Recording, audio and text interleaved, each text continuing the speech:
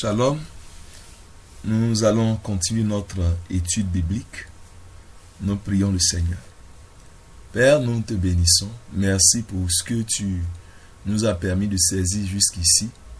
Nous voulons te remercier, ô Dieu, d'ouvrir nos cœurs et d'apporter la lumière en nous pour que nous puissions saisir le mystère de la croix.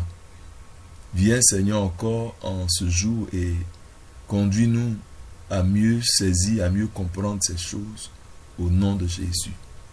Amen.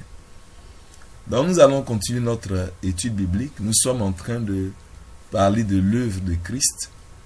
Nous avons vu que cette vieille nature que nous portions, avec laquelle tout homme naît naturellement, est une vie rebelle. Et comme le fils rebelle dans Deutéronome 21, le seul traitement, c'est le livrer à la mort. Et donc, nous avons aussi noté une chose importante, c'est que le corps de l'homme qui porte cette vie rebelle, le jour où ce corps meurt, cette vie-là également périt. Et donc, Dieu va utiliser le caractère mortel du corps humain pour mettre un terme aussi au règne du péché dans le corps de l'homme. Mais nous avons vu que Dieu n'a pas voulu attendre que chacun meure physiquement dans son péché. Donc il a envoyé le corps de Jésus comme substitut pour que, à la place de notre corps, il puisse prendre le corps de Jésus et qu'il mette dans le corps de Jésus notre propre vie, notre vieil homme, notre vieille nature. Et cette vie-là a été crucifiée avec Christ à la croix. Ce matin, je voudrais qu'on puisse lire quelques passages avant d'aller plus loin pour pouvoir consolider ce que nous avons pu voir en parlant de l'œuvre de Christ à la croix. Le premier passage que je voudrais qu'on puisse regarder, c'est dans Jean chapitre 12. On peut lire à partir du verset 20. Parmi ceux qui étaient venus à Jérusalem pour adorer Dieu pendant la fête, il y avait aussi quelques personnes non juives.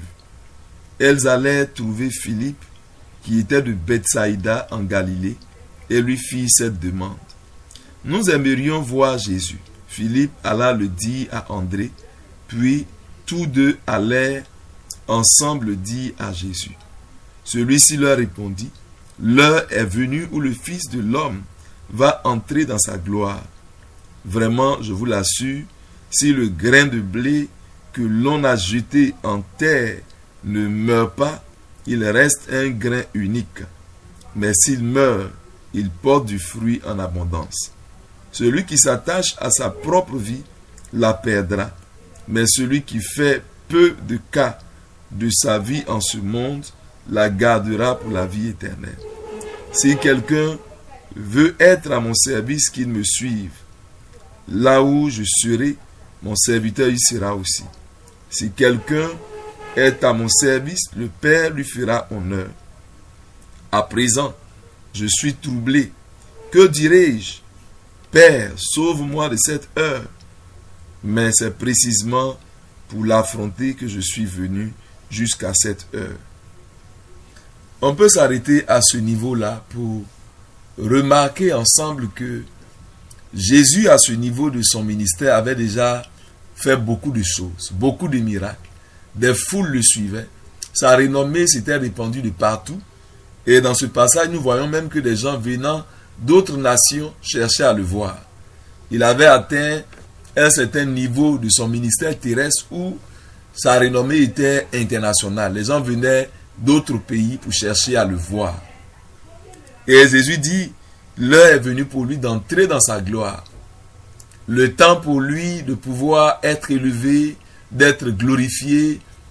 Il aurait pu, à ce stade de son ministère-là, dire qu'il a vraiment bien accompli et il a vraiment bien achevé ce qu'il avait à faire parce que des foules sont là et les nations commencent à venir à lui. Mais ce que Jésus va ajouter par la suite est assez surprenant. Il dit, si le grain de blé que l'on jette en terre ne meurt pas, il reste un grain unique, il reste seul. Mais s'il meurt, il porte du fruit en abondance. Donc voilà quelqu'un qui parle de la gloire dans laquelle il va entrer, qui parle du temps où il va être élevé, glorifié, et en même temps il parle de la mort, tant que le grain de blé qui est tombé en terre. Donc Jésus est ce grain de blé, il est cette vie que Dieu veut pour l'homme. Dieu l'a envoyé sur terre comme spécimen, mais aussi longtemps qu'il est en vie dans son corps là, il reste seul. Mais s'il meurt, alors il a la possibilité d'amener d'autres à la même qualité de vie que lui. Et il va aller plus loin au verset 27. Il dit: à présent je suis troublé. Que ferai-je? Et que dirai-je? Père, sauve-moi de cette heure. Mais c'est précisément pour l'affronter que je suis venu jusqu'à cette heure. Donc si on regarde bien ce texte de près, Jésus dit, l'heure arrive où il doit être glorifié, mais en réalité le point culminant pour qu'il soit glorifié là, c'est ce point-là même qui le trouble. Il dit, je suis troublé. Et il dit, qu'est-ce que je vais dire au Père? Est-ce que je vais prier pour dire, Père, délivre-moi, sauve-moi de cette heure? Jésus voyait la croix approcher. Il savait qu'il devait passer par l'étape de la croix avant de terminer sa mission. Mais il voit également la souffrance. On a vu cette souffrance-là qui non seulement est corporelle, mais il y a bien au-delà de ce qui est corporel. Ce que son âme a enduré, lui qui a toujours été saint et qui devait accepter maintenant de porter l'iniquité de tous. Lui dont les yeux sont trop purs pour regarder le péché, sachant que le péché est vraiment horrible aux yeux de Dieu, est une abomination et Dieu ne peut pas regarder, il ne peut pas toucher, à plus forte raison accepter cette nature, le péché en lui. Donc Jésus voyait tout cela venir. Il voyait qu'il devait offrir son corps pour que lui qui n'a jamais supporté le péché, qui n'a jamais commis le péché, il puisse recevoir non pas deux péchés, mais l'iniquité de nous tous. Le péché de tous les hommes. Dieu l'a déversé, devait le déverser en lui. Et il voyait cela comme un événement terrible, comme une épreuve redoutable qui approchait. Mais il a dit, est-ce que je vais demander au Père de me délivrer de cette heure? C'est justement pour ça que je suis venu. Sachant que quand Jésus a pris notre vie en lui, même le Père l'a rejeté, l'a abandonné pendant le temps où il portait cette vie-là. Et il dit, mon Dieu, pourquoi m'as-tu abandonné? Certainement, les douleurs corporelles étaient difficiles à supporter. Certainement, le tourment de l'âme était difficile à supporter. Mais ce qui a fait crier Jésus d'angoisse, c'est lorsque il a été séparé d'avec le Père, juste pour pouvoir délivrer les hommes. Il dit, mon Dieu, pourquoi m'as-tu abandonné? Jésus a dû être éloigné de la face du Père. Lui qui de toute éternité a toujours été un avec le Père. Lui qui de toute éternité a toujours été avec le Père en harmonie, en cohésion, en parfait amour. Voilà qu'à cause de l'iniquité de nous tous, il est considéré maintenant comme objet de malédiction. Dans Galates 3, verset 13, la Bible dit que Christ nous a rachetés de la malédiction de la loi, étant devenu malédiction pour nous, car il est écrit, maudit est quiconque est pendu au bois. Donc Jésus est devenu objet d'abomination, objet de malédiction, sujet qui amène le Père à se détourner complètement, à abandonner Jésus à la croix. Mon Dieu, pourquoi m'as-tu abandonné? C'est un cri de douleur, un cri déchirant qui montrait que l'âme du Seigneur, le cœur du Seigneur était au plus mal. Tout cela pour nos péchés. Mais il dit que il ne peut pas prier pour dire au Père, délivre-moi de cette heure, puisque c'est pour ça qu'il est venu. Donc quand Jésus dit c'est pour cette heure qu'il est venu, ça veut dire que tout ce qu'il a fait dans le ministère jusque-là, ce n'est pas l'essentiel de sa mission. Jésus a guéri les malades. Jésus a donné la vue aux aveugles. Il a fait entendre les sourds, parler les muets. Jésus a purifié les lépreux. Jésus a même ressuscité des morts. Il a accompli beaucoup de choses extraordinaires. Il a enseigné la parole de Dieu comme personne ne pouvait l'enseigner avant lui. Il a fait toutes ces choses merveilleuses. Mais il est en train de parler de quelque chose, une heure, qui est l'heure pour laquelle il est venu. Donc, tout ce que Jésus a fait comme miracle, aussi beau que cela soit, cela n'est pas ce qui est spécifique à Jésus. Ce n'est pas pour cela que Jésus est venu. Il est venu pour quelque chose de bien précis. La Bible dit, c'est lui qui sauvera son peuple de son péché. Jean-Baptiste dit, voici l'agneau de Dieu qui ôte le péché du monde. Sa mission, ce pourquoi il est venu, c'est sauver les hommes de leur péché. Et pour faire cela, il dit, l'heure est arrivée, et cette heure-là, c'était l'heure d'aller à la croix. C'est pourquoi il est important de noter que c'est à la croix que nous avons eu notre victoire. C'est à la croix que la délivrance vis-à-vis du péché, la délivrance vis-à-vis du vieil homme a été opérée. La croix de Christ est le lieu où notre vieil homme a été jugé, le lieu où la nature pécheresse a été livrée et détruite. Dans le corps de Christ, cette vie avait été déversée. Et quand Christ est mort à la croix, cette vie de péché également a péri. Bien-aimés, si nous croyons que Jésus est venu sur terre, si nous croyons qu'il est venu pour sauver les hommes de leurs péchés, si nous croyons que Jésus est mort pour régler le problème du péché, si nous croyons également qu'il a dit lui-même avant de mourir, tout est accompli, alors nous devons savoir que tout ce qu'il faut pour notre délivrance a été effectivement accompli par Jésus-Christ. Donc, si quelqu'un a cru en Jésus, si quelqu'un a entendu la vérité, il a cru en la vérité, Jésus dit, si le Fils vous a franchi, vous serez réellement libre. Il dit, vous connaîtrez la vérité vous affranchira. Donc Jésus est venu pour affranchir. Il est venu pour nous libérer de la captivité, de la servitude.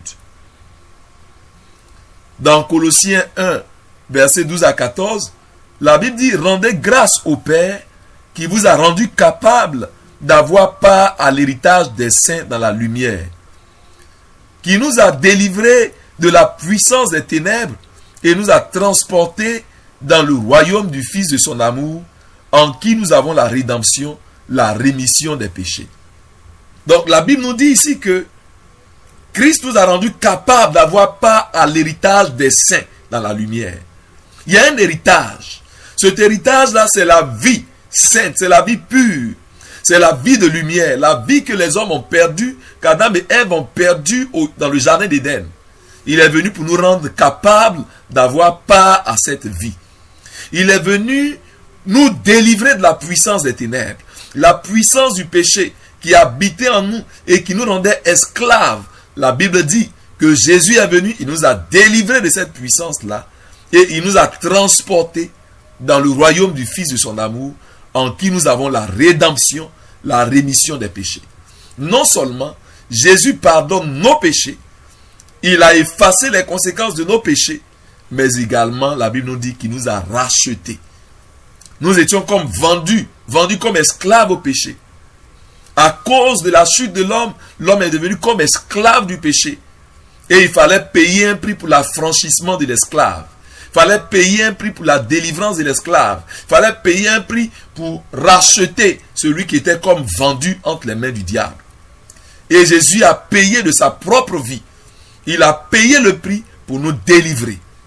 La Bible dit dans le livre de 1 Pierre 1, verset 18 à 19, « Sachant que ce n'est pas par des choses périssables, par de l'argent ou de l'or, que nous avons été rachetés de la vaine manière de vivre, que nous avons hérité de nos pères, mais par le sang précieux de Christ, comme d'un agneau sans défaut et sans tache. » Bien-aimés, Jésus a payé un prix, un grand prix. Ce n'est pas par des choses périssables. Ce n'est pas avec de l'argent, ce n'est pas avec de l'or, mais il a donné sa vie divine, il a donné son propre sang, il s'est sacrifié lui-même comme un agneau sans défaut et sans tache, afin que nous soyons libérés. C'est lui l'agneau de Dieu. Et le sacrifice qu'il a accompli a pour but de nous délivrer du péché. Le sacrifice qu'il a accompli, c'est pour ôter la vie de péché de l'intérieur de nous. Non seulement enlever la culpabilité, effacer les conséquences du péché, mais en plus détruire cette vie pécheresse qui nous rendait esclaves. Regardons dans 1 Corinthiens 6, verset 20. Il dit, car vous avez été rachetés à un grand prix. Glorifiez donc Dieu dans votre corps et dans votre esprit qui appartiennent à Dieu. Nous avons été rachetés à un grand prix. Le diable ne peut plus avoir le contrôle sur nous. Le péché ne peut plus continuer à nous asservir parce qu'il y a un prix qui a été payé. Marc 10, verset 45 dit, car le Fils de l'homme n'est pas venu pour être servi, mais pour servir et donner sa vie en rançon pour une multitude. Cela est dit également dans Matthieu 20, 28. Jésus est venu non pas pour être servi.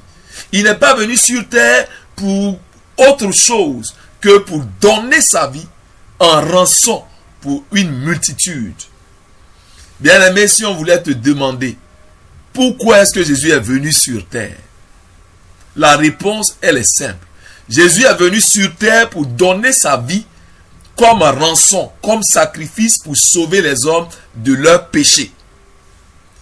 Jésus est venu sur terre pour que son corps serve comme vase dans lequel la vie naturelle, la vie du péché, le vieil homme de tous les hommes va être crucifié, détruite pour que les hommes soient libérés.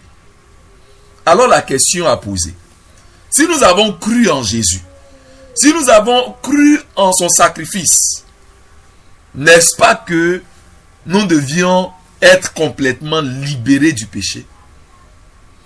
Est-ce que c'est trop exagéré que de dire que puisque Jésus est venu régler le problème du péché et qu'il a tout accompli et qu'il a bien réglé, alors tout enfant de Dieu correctement, né de nouveau, qui a cru correctement en Jésus, il doit être un homme complètement libéré du péché.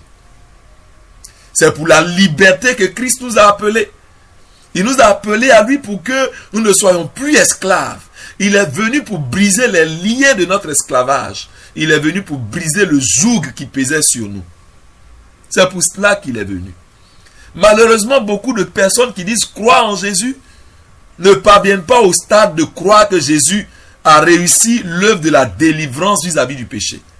On croit qu'il chasse des démons. On croit qu'il pardonne les péchés. Jésus n'est pas venu seulement pour chasser les démons et pardonner les péchés. Il est venu pour nous délivrer de ce qu'on appelle péché.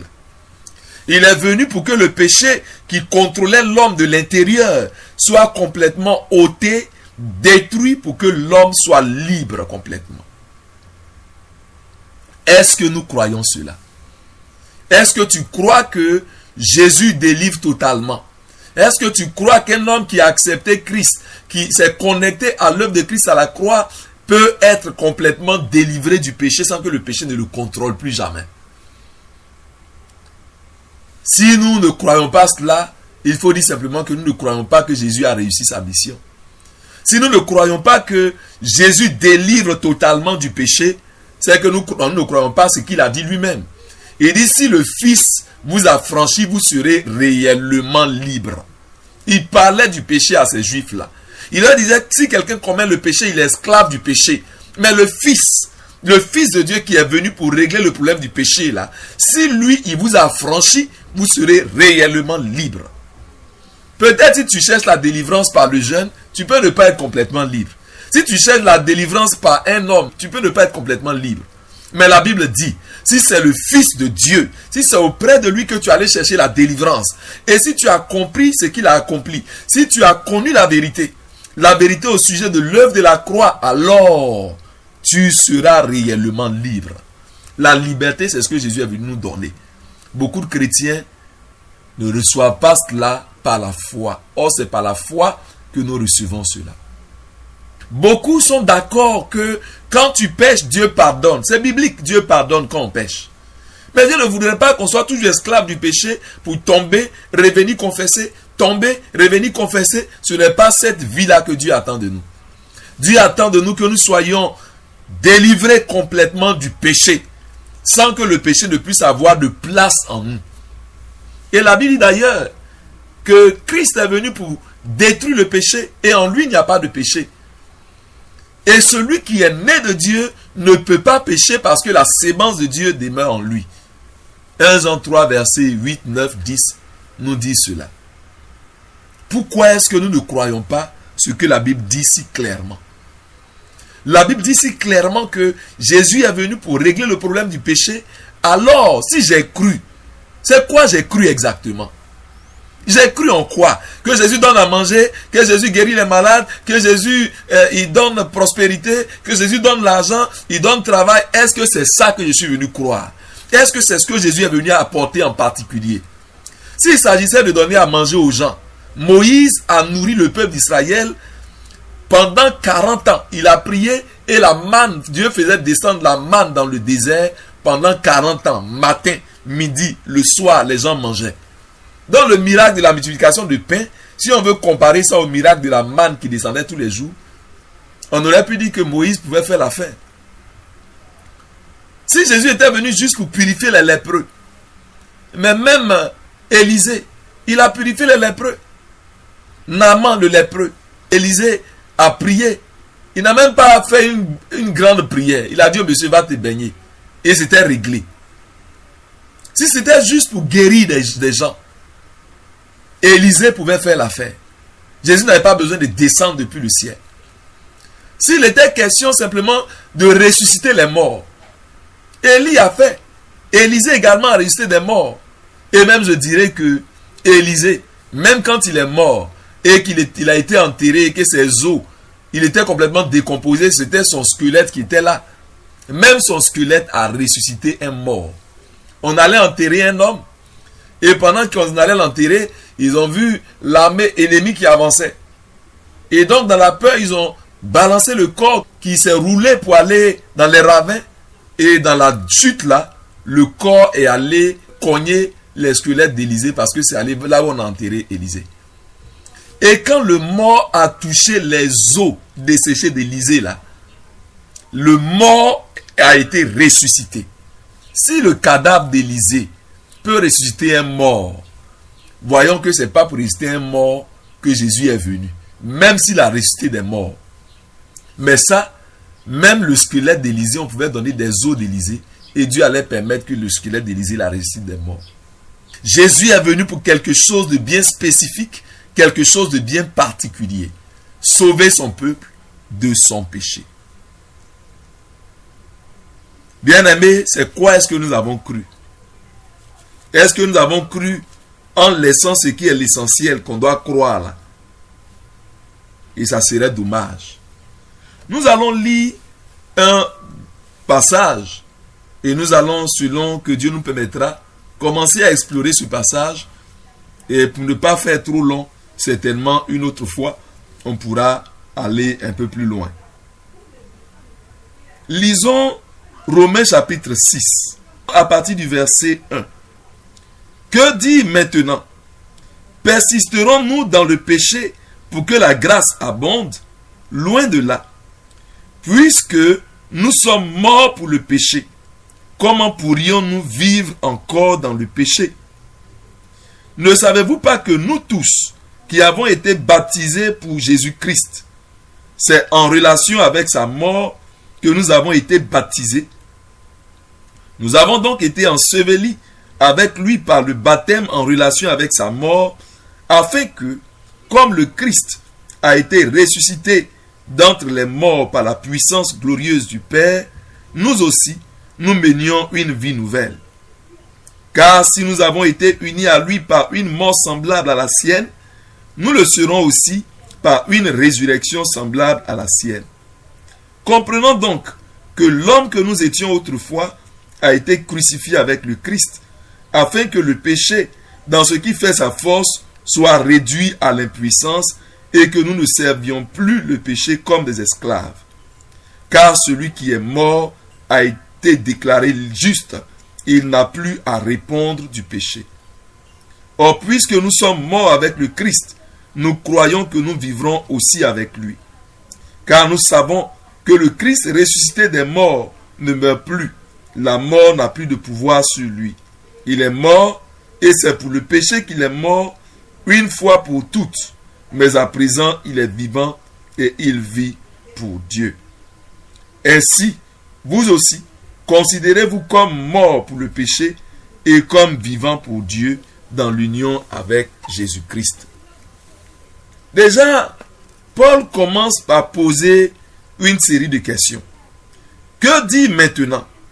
Persisterions-nous dans le péché pour que la grâce abonde? Et il dit loin de là.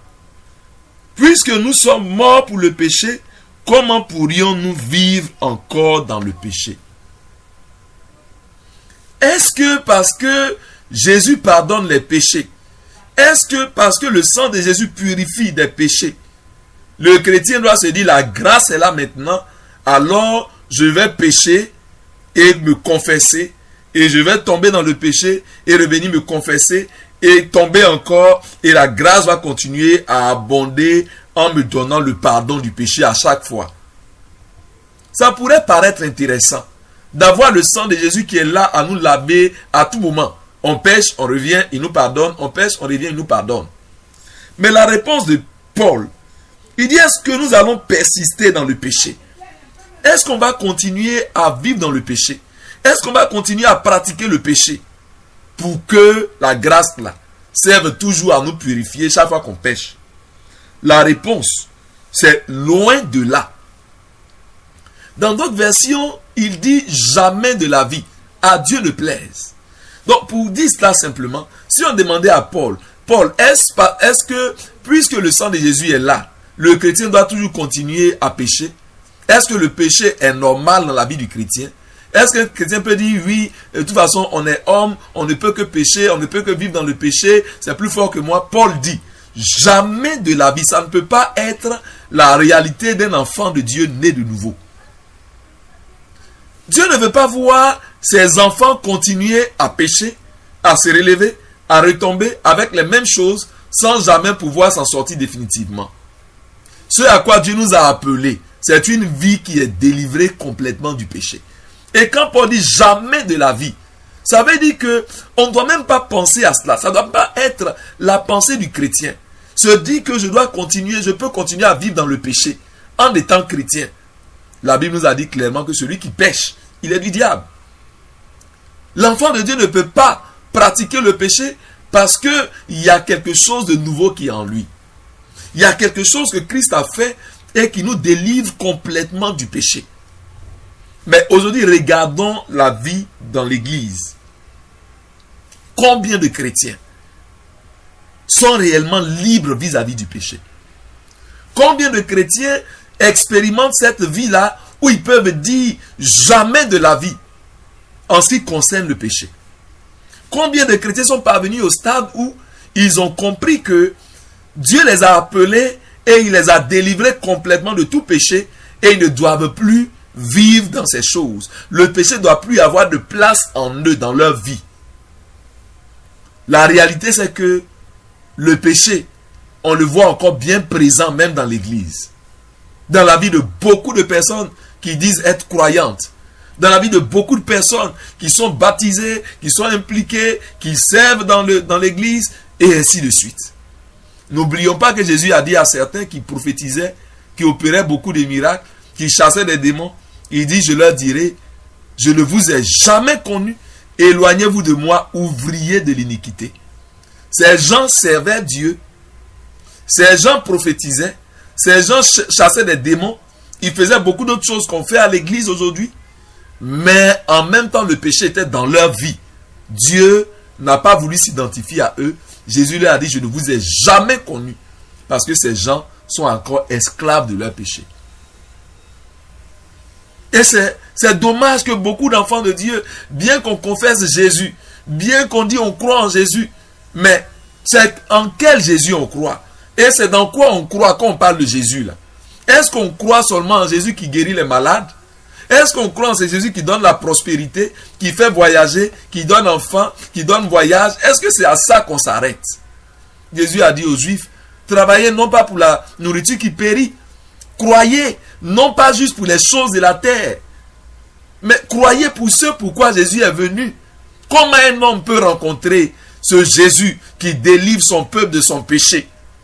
Comment on peut rencontrer ce Jésus, dit qu'on l'a reçu dans notre vie? Lui qui délivre du péché, lui qui nous libère complètement, lui qui nous rachète et qui nous rend libres. Comment on peut l'avoir rencontré, expérimenté et s'en retourner avec le problème qu'il est venu régler là dans notre vie? Bien-aimé, s'il y a encore le péché dans ta vie, ce n'est pas normal. Tu as cru en Jésus et c'est en quoi tu as cru? As-tu cru en ce Jésus qui règle définitivement le cas du péché? As-tu cru en Jésus qu'il est capable de te délivrer du péché?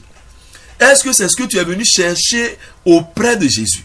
Si tu es venu en Jésus et que ce n'est pas la délivrance du péché, la délivrance totale, il dit le Fils vous a franchi, vous serez réellement libre. Si ce n'est pas cette liberté réelle, cette liberté totale que tu es venu chercher en Jésus, alors je peux t'assurer que tu n'as pas visé la bonne chose à chercher avec Jésus. Il peut te donner tout le reste. Mais si tu as raté le cœur de ce qu'il est venu faire, il dit c'est pour ça justement qu'il est venu. On a lu cela dans Jean 12. Verset 27. Maintenant mon âme est troublée. Mais que dirai-je? Père, délivre-moi de cette heure. Il dit mais c'est pour cela que je suis venu jusqu'à cette heure. Il est venu juste pour l'heure de la croix. Juste pour accomplir la mission de délivrance qui a été pleinement réalisée par sa mort à la croix. Est-ce que tu as reçu le Christ qui délivre son peuple de son péché? Est-ce que c'est ce même Jésus-là qui est à l'œuvre en toi? Est-ce que c'est cette œuvre de Christ-là que tu recherches dans ta foi? Tu ne peux pas continuer avec le péché. Jésus a payé le prix. Tout ce qu'il faut pour que tu sois complètement libre, Jésus l'a fait à la croix. À toi de saisir cela. Mais si tu vas à Jésus, c'est ce que tu veux qu'il fera pour toi. Quand Bartimée allait à lui en criant, il lui a dit, que veux-tu? Et il a dit, que je vois de nouveau. Est-ce qu'il a reçu? Si tu viens à Jésus et que tu laisses ce pourquoi il est venu, pour demander le manger, le boire, les beaux vêtements, les belles voitures, les maisons, la prospérité, la promotion ici, si ce sont ces choses-là qui t'intéressent en priorité, alors tu auras raté l'essentiel. Il n'est pas venu juste pour ces choses. Ces choses ne font que nous accompagner. Mais le principal pour lequel Jésus est venu, délivrer son peuple de son péché. Est-ce là ta réalité? Si tu n'as pas encore expérimenté cette réalité de la délivrance vis-à-vis du péché, tu peux aller vers le Seigneur. Pour dire, Seigneur, tu as déjà payé le prix pour moi. Je viens pour recueillir cela. Tu as le droit. Si tu as cru en Jésus, si tu as bien compris ce qu'il a fait, alors tu as le droit à la délivrance. Puisque nous sommes morts pour le péché, verset 2 de Romains 6, comment pourrions-nous encore vivre dans le péché? Paul nous demande. Il ne comprend pas comment quelqu'un qui est chrétien, il dit qu'il a cru en Jésus, il dit qu'il a accepté Jésus, comment il s'arrange encore pour continuer à vivre dans le péché? Comment c'est possible? Peut-être qu'il y a des gens qui peuvent expliquer ça. Mais Paul lui dit, il demande. Certainement, il ne comprend pas très bien comment quelqu'un peut arriver toujours à vivre dans le péché alors qu'il a rencontré ce Jésus qui délivre du péché. Ce n'est pas du tout normal qu'il y ait encore le péché dans la vie de celui qui croit en Jésus. Mais il a donné la raison. On va juste toucher la raison et nous arrêter là pour revenir et exploiter ce passage encore prochainement. Quelle est la raison qu'il donne? Ne savez-vous pas? Dans la version du second, il dit, ignorez-vous que la raison pour laquelle beaucoup ont cru en Jésus, mais dont la vie n'est pas libérée du péché, est-ce que ce n'est pas à cause de l'ignorance? Verset 3. Ignorez-vous que nous tous qui avons été baptisés en Jésus-Christ, c'est en sa mort que nous avons été baptisés. Est-ce que ce n'est pas l'ignorance qui est notre problème? C'est bien cela. La Bible dit par manque de connaissance, le peuple de Dieu périt. On passe notre temps à courir après prospérité matérielle qui va rester sur la terre ici. On passe tout notre temps à courir après le manger, après le boire. C'est ça qui est devenu notre principal sujet de prière. C'est ce que nous visons dans notre marche avec Dieu. Pourquoi? Comment on ne va pas rater l'essentiel? Ignorez-vous que notre ignorance est le problème. Jésus a dit, vous connaîtrez la vérité. Si on ne connaît pas la vérité, si on ne comprend pas la vérité, on ne peut pas expérimenter la vraie liberté. C'est un juif à qui Jésus a dit cela dans Jean chapitre 8. Le verset 30, la Bible nous dit que ces juifs-là avaient cru en Jésus. Ils ont cru en Jésus. Mais Jésus leur dit, si vous demeurez dans ma parole, alors vous êtes réellement mes disciples. Vous connaîtrez la vérité vous affranchira. Ils ont cru. Mais ils doivent demeurer dans la parole pour connaître la vérité qui affranchit. Beaucoup se sont arrêtés au stade de j'ai cru. Et ils ont cru comme les démons aussi croient. Et les démons même tremblent. Eux, ils ont cru et ils sont encore dans le péché. Bien-aimé, tu as besoin de persévérer dans la parole. Cherchez à sonder la parole. Cherchez à comprendre la parole, le mystère de la croix, le mystère de l'œuvre de Christ, ce que Jésus est venu accomplir là. Si tu ne cherches pas à comprendre cela, pour connaître la vérité, tu ne pourras pas expérimenter la véritable liberté. Et ignorez-vous que, bien aimé, nous allons nous arrêter là aujourd'hui. Vous priez pour dire à Dieu, Seigneur, je ne veux pas ignorer la vérité qui doit affranchir mon âme. Ce que tu as commencé à nous donner de comprendre, Seigneur, donne-moi de saisir cela. Donne-moi de saisir l'œuvre que tu as accomplie à la croix. Tu es venu et ton œuvre a été parfaitement accomplie. Tu es mort pour détruire l'ancienne vie de péché. Seigneur, je ne peux pas continuer à être esclave. Tu as déjà payé le prix. Je ne peux pas continuer à être esclave. Imaginez que mon enfant qui va à l'école, il doit payer la scolarité. Et peut-être qu'on menace les élèves d'être renvoyés pour manque de paiement de scolarité. Si par exemple, moi en tant que père, je vais et je paye la totalité du montant dû, et qu'on fait le reçu au nom de mon enfant ne peut pas aller à l'école et être inquiet, être troublé, et se laisser mettre dehors.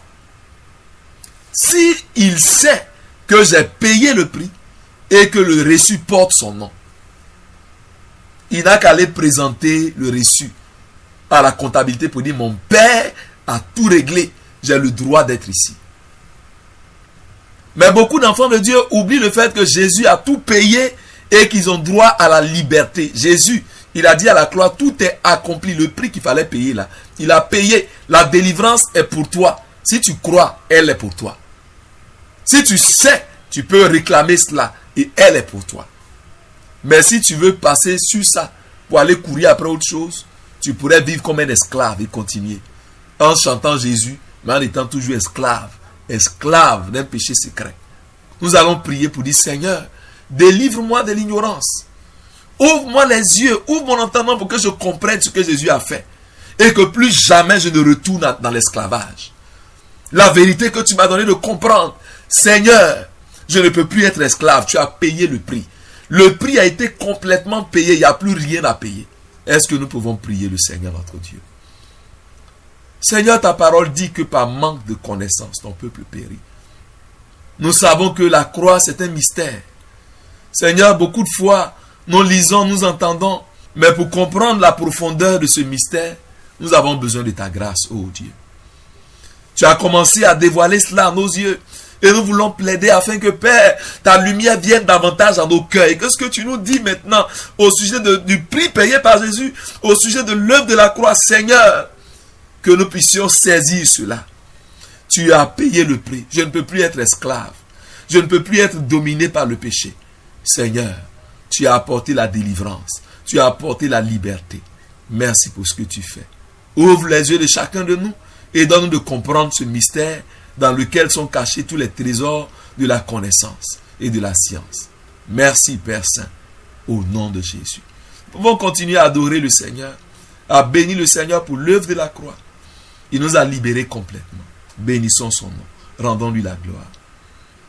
Prochainement, nous allons continuer à analyser davantage ce texte de Romains 6 qui est un texte très important. Nous allons prendre le temps de regarder tout ce que Paul dit. Ça résume tout ce qu'on a expliqué depuis que nous parlons de l'œuvre de Christ. Nous allons voir ce que Paul dit de manière détaillé dans ce texte-là. Et Dieu va nous aider. Continuons de prier pour que Dieu nous aide. Parce que parler de Christ, c'est un mystère, on l'a dit au début de notre étude. Et il faut la grâce de Dieu pour que nous puissions comprendre cela. Père, aide-nous au nom de Jésus. Que Dieu nous bénisse. Que Dieu continue de nous ouvrir les yeux. Que Dieu permette que la croix soit claire pour nous, que nous puissions voir clairement l'œuvre qu'il a accomplie à la croix et nous voir également identifier à cette œuvre. Shalom et à bientôt si le Seigneur le veut bien.